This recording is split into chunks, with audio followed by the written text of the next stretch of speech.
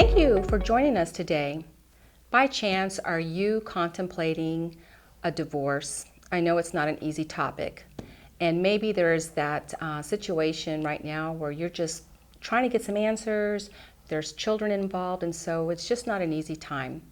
Welcome to Chit Chat with Gina, your host Gina Barbera, and today I am here at Branch Law, Family Law, with Crista Branch, an attorney, and she is going to be able to help us with just some questions. Crista, thank you so much for being here today with your busy schedule. I'm so glad that we finally got to connect. Yes, thank you so much, Gina, for coming, and welcome to my firm. Yes. So I know that this is not an easy topic, but I'm sure there are people who are watching this that may just find it of interest and may be very helpful. Tell me, what are some of the myths about divorce? Sure. Well, actually, as you said, it's not an easy topic. Divorce is very emotional, and we understand that here. But a lot of times people will come in thinking that, well, if I file first, I'm going to have the advantage in a divorce or a custody case. And that's just not always true, because we now have what's called standing orders in Bexar County and surrounding counties. So basically, those orders are going to say that you can't leave the house with your children. You can't sell your house. You can't lock people out. So there really is not a big advantage in filing first. And there are other ways that we can get into that, obviously, of is there an advantage, but for most people, there just isn't one. Oh my goodness, okay.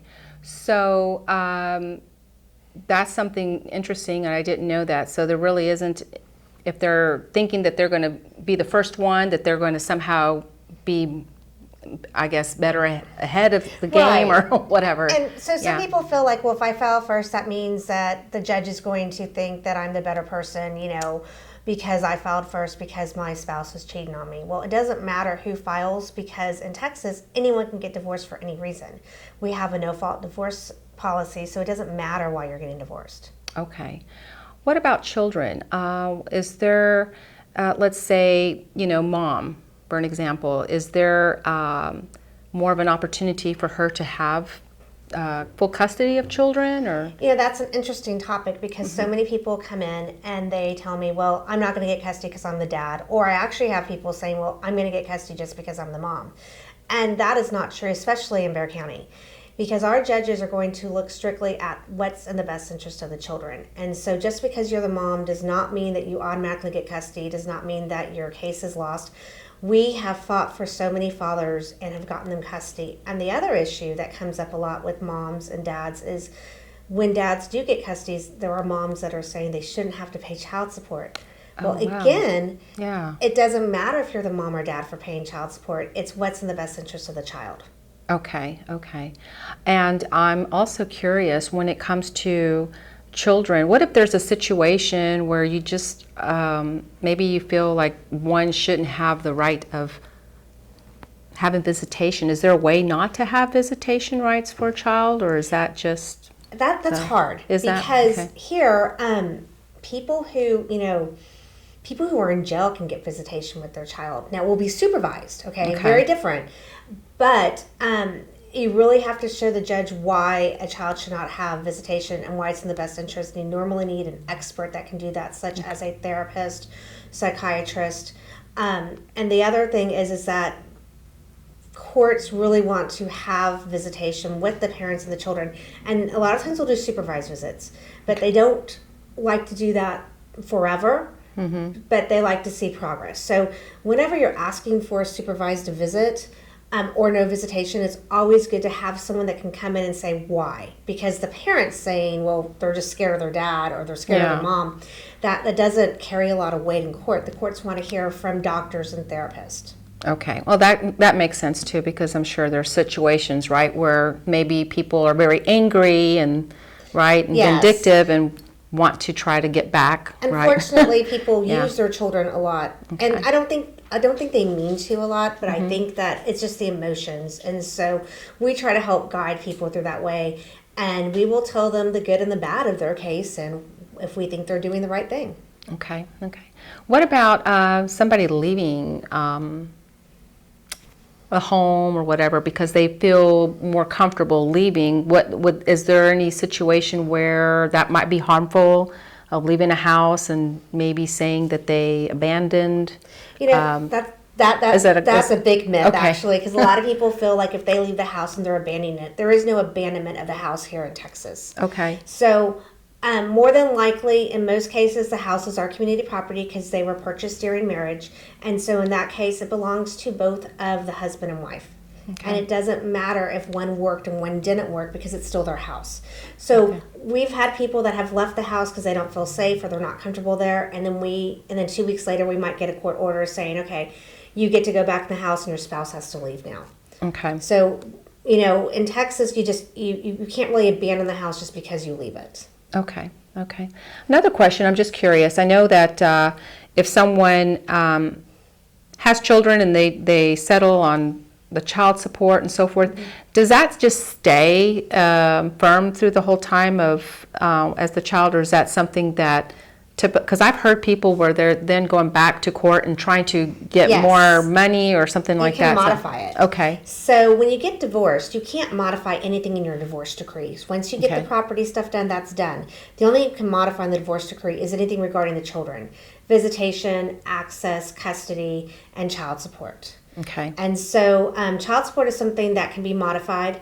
The courts are going to look and see what is the substantial change in circumstance. You have to show that something's changed. Okay. So it has to be if you were paying $500 a month and your payment would go up to $550, well, it has to be more than $100 a month. Okay. So the AG's office will do this as a service, but it takes a long time to get in with them, and they will only do it every 3 years.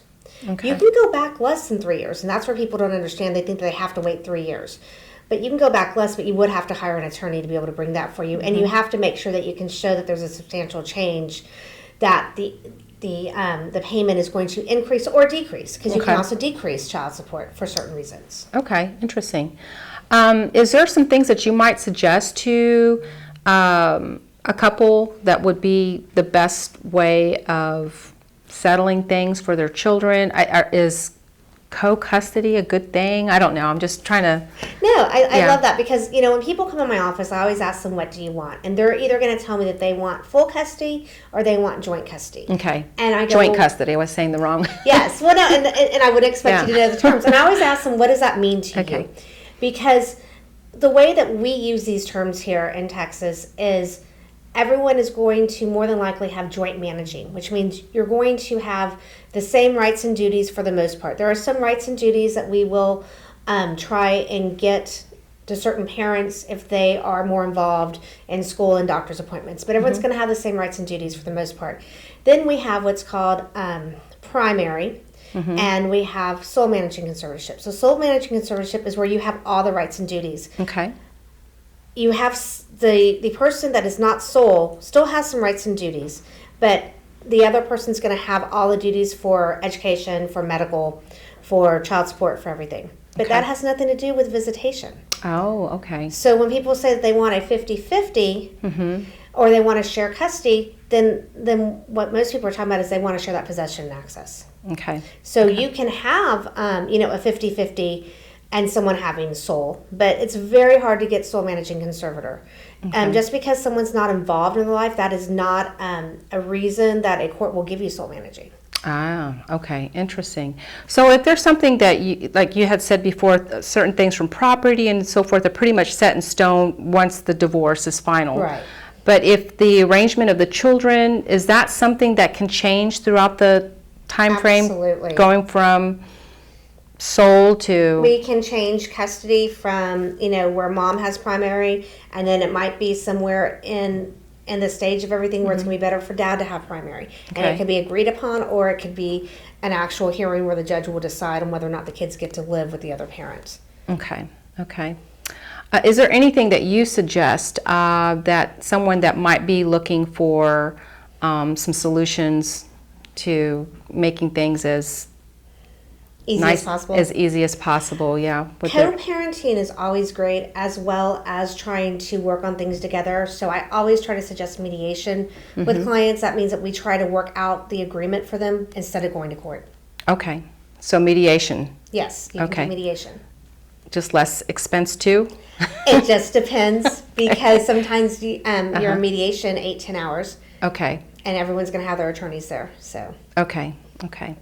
All right. Is there anything that you want to add that maybe I forgot to ask that you would like to let people know? No, I mean, we are here to help everyone. We love to help people. We've been doing it for over 20 years. So if anyone would have any questions, I could just go to our website at www.branchfamilylaw.com. Okay, and so is there also an opportunity to get maybe a phone consultation just to see if it's a right fit? Absolutely. Okay. So actually right now we are offering complimentary consults, and we're doing that via Zoom or in person. Oh, great. Isn't that wonderful? Zoom has helped open up a whole nother window of ways of getting together. What we can do with it. Well, I just want to say that anyone that is listening, if you would like to go ahead and get some more information and like to visit with Crista, we will go ahead and post her information here right after. And we just thank you for joining us, and we'll see you later. Bye. Bye. Thank you, Gina. Thank you.